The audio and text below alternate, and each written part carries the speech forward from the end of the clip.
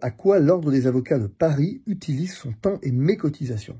L'AFP m'a annoncé aujourd'hui que je faisais l'objet de poursuites disciplinaires et, hasard du calendrier, 1 heure après, je recevais effectivement une notification de poursuite. C'est un phénomène, c'est un truc extraordinaire, absolument extravagant. Ce qu'on me reproche, oh, eh bien la même chose qu'a dit Raoult, ma mauvaise expression, je suis un mauvais garçon, je suis un bad boy moi. On me reproche manquement à la probité? Absolument pas. Une plainte de client? Absolument pas.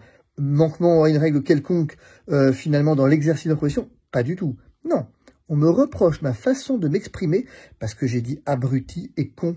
Oh, c'est mal. Sur le plateau de Cyril Hanouna.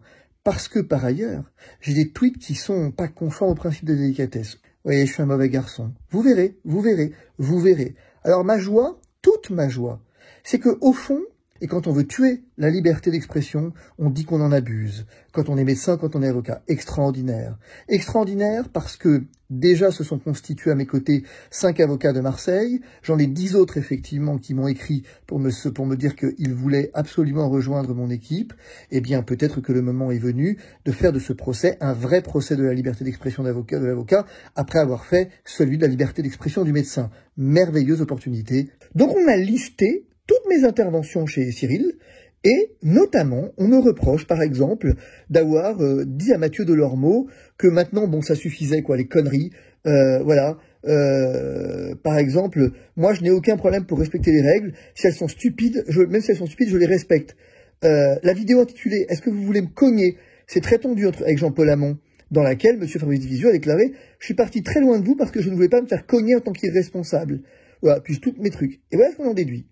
La commission de déontologie, réseaux sociaux et médias de l'ordre a indiqué que les propos susvidés tenus par M. Divisio au sein de l'émission Touche pas à mon poste contenaient des termes ou expressions manifestement vulgaires et a considéré que le ton, la véhémence des propos de M. Fabrice Divisio, comme l'usage d'un registre excessivement impétueux dans un contexte polémique, relevait d'une attitude qui, bien que pouvant trouver une justification au sein d'un prétoire, n'a en revanche aucune place sur un plateau télé, en particulier du fait qu'elle est susceptible de nuire à caractériser à l'image de la profession. Donc je résume.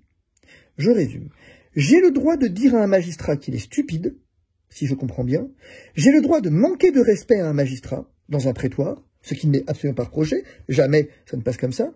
Mais je n'ai pas le droit sur un plateau télé de traiter Mathieu Delormeau d'imbécile et les mesures prises par le gouvernement de complètement con. Ok.